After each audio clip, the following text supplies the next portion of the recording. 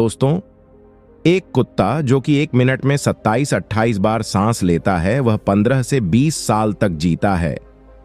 वहीं पर एक इंसान 1 मिनट में 14 से 15 बार सांस लेता है और वह 80 से 100 साल तक जीता है। लेकिन एक कछुआ जो कि 1 मिनट में 5-6 बार सांस लेता है, वो 500 से 600 साल तक जी सकता है। इससे यह स्पष्ट है कि जिस जीव की सांसों की संख्या जितनी कम होती है, वो उतना ही ज्यादा जी सकता है।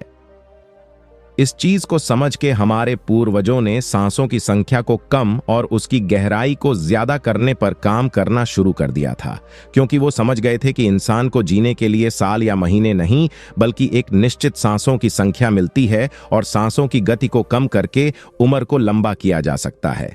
लेकिन सांसों को धीमा और लंबा करने की यह गतिविधि प्राकृतिक रूप से होनी चाहिए।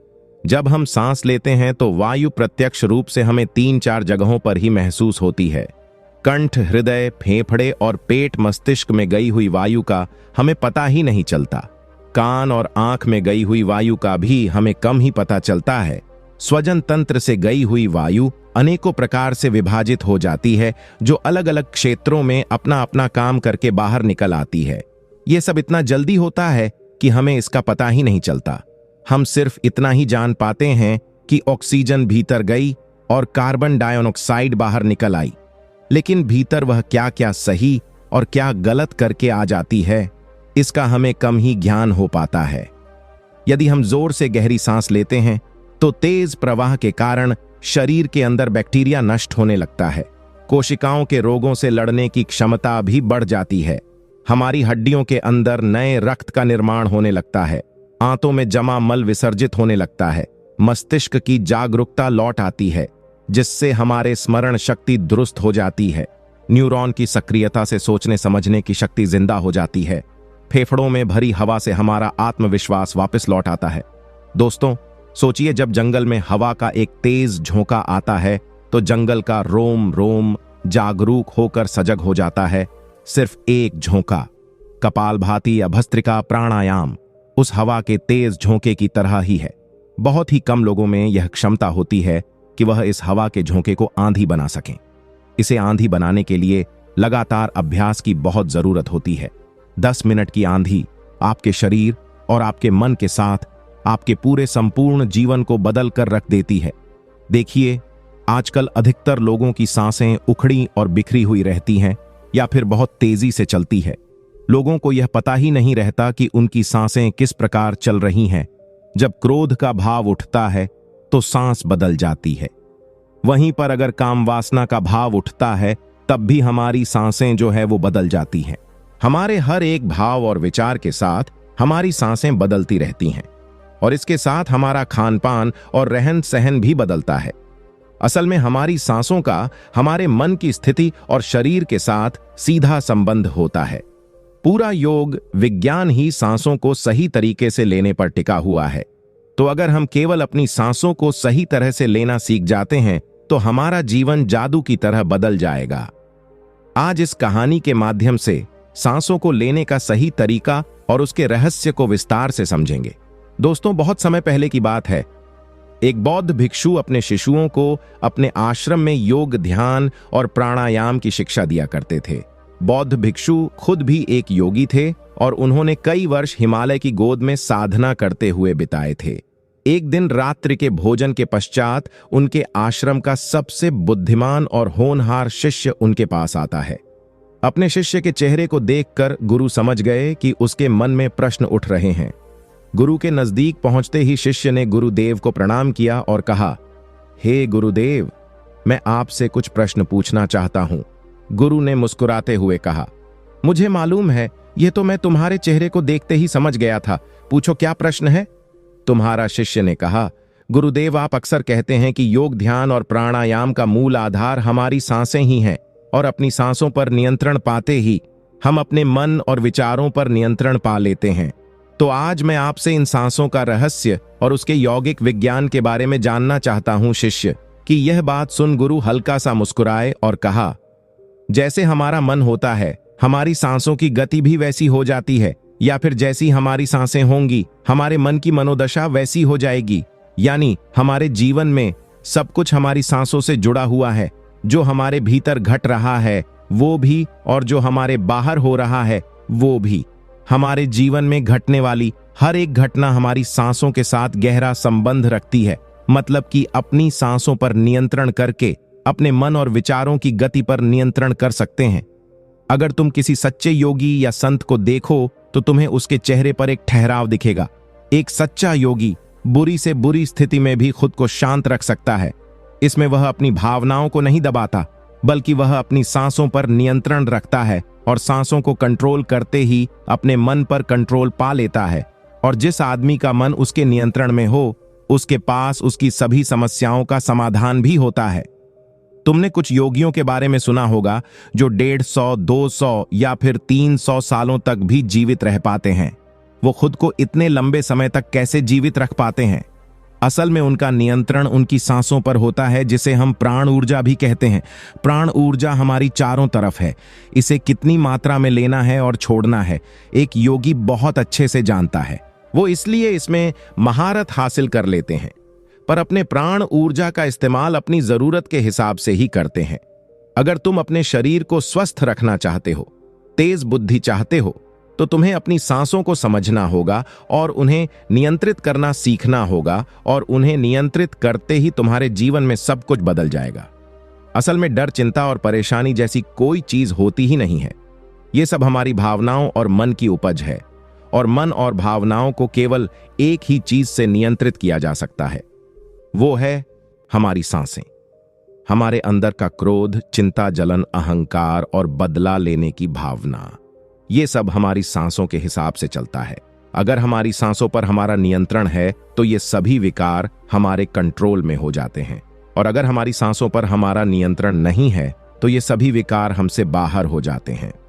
सांस हमारे मन और शरीर के बीच एक पुल का काम करती है।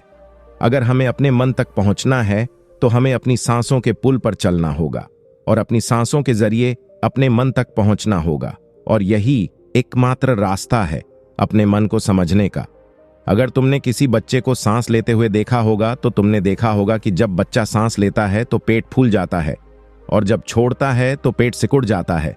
यानी कि एक बच्चा अपने पेट से सांस लेता है, जो कि सांस लेने का सबसे नेचुरल और अच्छा तरीका है। तुमने देखा होगा कि बच्चा किसी भी बात को अपने मन में ज्यादा लंबे समय तक नहीं रखता, और ना ही ज्यादा लंबे समय तक गुस्सा होता है। अगर उसे किसी बात पर मार या डांट दिया जाए तो कुछ देर में उसे भूलकर खेल में मग्न हो जाता है। बच्चा इतना सरल इसलिए हो पाता है क्योंकि उसकी सांसें प्राकृतिक रूप से चलती है। बच्चा ज्यादा लंबी सांसें लेता है जो कि नाभि से होती है, और यह लंबी सांसें हर मनुष्य को दी गई है। लेकिन इंसान ने अपने जीवन में कुछ अननेचुरल या कुदरत के नियम के अधीन जाकर कुछ ऐसे काम कर लिए हैं जो कि उसकी सांसों को छोटे करते जा रहे हैं। वो पेट की बजाय अपने सीने से सांस लेता है, और जितनी छोटी हम सांसें लेंगे उतनी ही चिंता और बकवास से हम भरे रहेंगे। हमारी सांसें जितनी लंबी और गहरी होगी, हम उतने ही खुश और शांत रहेंगे। गुरु ने आगे कहा कि एक आदमी 1 मिनट में 14 से 15 बार सांस लेता है, और सांस का सीधा संबंध हमारे मन की स्थिति और हमारे शरीर के साथ होता है। अगर 1 मिनट में ली जाने वाली संख्या 11 से नीचे आ जाए तो हम अपने आसपास होने वाली कई वाइब्रेशन को समझना शुरू कर देंगे, यानी जानवरों की आवाजें हमारे लिए स्पष्ट हो जाएंगी। तुमने सुना होगा कि शेर, बाघ जैसे खूंखार जानवर भी योगियों के सामने आकर पालतू बिल्ली की तरह व्यवहार करने लगते हैं। ऐसा इसलिए हो पाता है क्योंकि योगियों ने अपनी सांसों की संख्या को कम करके जानवरों की आवाजों के साथ, उनकी वाइब्रेशन के साथ संवाद स्थापित कर लिया है। 1 मिनट में ली जाने वाली सांसों की संख्या अगर 9 से कम हो जाए तो पेड़, वनस्पति जो काम कर रहे हैं वह हमारे लिए समझना आसान हो जाएगा, और अगर 6 से कम हो जाए तो बेजान चीजें कैसे काम करती हैं यह भी समझा जा सकता है। बेजान चीजों की दुनिया हमारे सामने स्पष्ट हो जाती है, और दूसरे तरीके से कहा जाए तो ब्रह्मांड की प्रकृति समझी जा सकती है। इस अवस्था में पहुंचकर बहुत से योगी और आर्षि मुनि ब्रह्मांड में घटने वाली बहुत सी बातें और रहस्यों को समझ लेते हैं। हमारा शरीर जितना स्थिर होगा हम उतने ही सांस लेंगे। दोस्तों, योग विज्ञान के अनुसार एक साधक अपनी सांसों पर नियंत्रण करके ऐसी बहुत सी चीजें कर सकता है जो साधारण इंसान के जीवन से परे है। यौगिक परंपरा में तो यह भी कहा जाता है कि एक आदमी अपनी सांसों को घंटों तक रोककर नए मानवीय आयामों को प्राप्त कर सकता है। ऐसी बहुत सी बीमारियां जो जानलेवा हो सकती हैं या जिनका इलाज उपलब्ध नहीं है, उनको अपने मन और सांसों पर नियंत्रण रखकर बेहतर किया जा सकता है। अपनी सांसों पर नियंत्रण करके एक व्यक्ति ऐसे मुकाम पर पहुंच सकता है जहां जीवन में आने वाले उतार चढ़ाव उसे परेशान नहीं करेंगे। लोगों के लिए ये सब बातें कहानी लग सकती है, क्योंकि आमतौर पर लोग ये सब नहीं करते और कोई भी चीज जिन पर ये यकीन नहीं करते उसे अंधविश्वास कहकर नकार दिया जाता है। लेकिन पुरानी यौगिक परंपराओं का पालन करने वाले लोग ऐसी बातों का दावा करते हैं। उन्हीं लोगों में से एक हैं स्वामी रामा। स्वामी रामा हिमालय की गुफाओं में रहा करते थे। उन्होंने बचपन से ही योग प्रणालियों का अध्ययन शुरू कर दिया था। 1970 में स्वामी रामा एक अमेरिकन लेबोरेटरी रिसर्च के लिए गए। अपनी सांसों पर नियंत्रण करके उन्होंने अपने दिमाग और मन पर नियंत्रण कर लिया और उन्होंने कहा कि वह जब चाहे जितनी देर तक चाहे अपनी सांस, हृदय की धड़कन रोक सकते हैं। लेबोरेटरी के डॉक्टर्स ने उनके शरीर पर रिसर्च की और उन्हें मृत घोषित कर दिया। लेकिन इस अवस्था में भी स्वामी रामा सब कुछ महसूस कर सकते थे। ये देखकर वहां के रिसर्च की टीम दंग रह गई थी और साथ ही स्वामी रामा अपने शरीर में अपनी मर्जी से ट्यूमर की ग्रोथ कम या बढ़ा सकते थे। रिसर्च के जिस टीम को हिमालयन योगी के सारे दावे झूठे और पखंड लगते थे, वो अब एकदम से इनर साइंस प्रतीत होने लगे थे। गौतम बुद्ध की जीवनी के अनुसार अगर आप अपनी सांसों को समझ गए तो आपके शरीर में होने वाली वो बीमारियां जिनका इलाज मेडिकल साइंस के पास भी नहीं है, सांसों के माध्यम से उन्हें भी ठीक किया जा सकता है। दोस्तों, तथ्यों को समझाने के लिए स्वामी रामा ने अपने सहयोगियों के साथ मिलकर एक किताब भी लिखी जिसका नाम था साइंस ऑफ गुरु ने शिष्य को आगे कहा, जब सांस विचलित होती है तो मन भी अस्थिर हो जाता है, लेकिन जब सांसें शांत होती है तो मन भी स्थिर हो जाता है। इसलिए हमें अपनी सांसों पर नियंत्रण पाना सीखना चाहिए। गुरु ने शिष्य की आंखों में देखते हुए कहा, तुम्हें क्या लगता है कि जितनी लंबी सांस तुम अंदर लेते हो क्या उतनी ही बाहर भी निकालते हो? नहीं, सामान्य स्थिति में जो सांस अंदर लेते हो उसकी लंबाई 10 अंगुल होती है और जब बाहर निकालते हो तो 12 अंगुल हो जाती है। यहां 1 अंगुल का मतलब 1 उंगली की मोटाई से है। हमारी रोजमर्रा की जिंदगी में कुछ काम ऐसे होते हैं जिन्हें करते वक्त हम जितनी सांस अंदर लेते हैं उससे कहीं ज्यादा सांस बाहर निकल जाती है। इसलिए हमारे शास्त्रों में काम और क्रोध पर नियंत्रण रखने की बात कही गई है, क्योंकि यह हमारी प्राण शक्ति को श्रिंक कर देती है। यदि किसी तरीके से बाहर निकलने वाली सांस को कम कर दें तो लंबी उम्र को प्राप्त किया जा सकता है। आगे बौद्ध भिक्षु कहते हैं कि अगर बाहर निकलने वाली सांस किसी व्यक्ति में 1 अंगुल भी कम हो जाए तो व्यक्ति का मन स्थिर हो जाता है और काम वासना खत्म हो जाती है। अगर 2 अंगुल कम हो जाए तो जीवन में आनंद की प्राप्ति की जा सकती है। 3 अंगुल कम हो जाए तो जीवन के रहस्यों का बोध होता है। 4 अंगुल कम होने से इंसान को वाक सिद्धि प्राप्त हो जाती है। अगर 5 अंगुल कम होने से इंसान को दूरदृष्टि प्राप्त हो जाती है।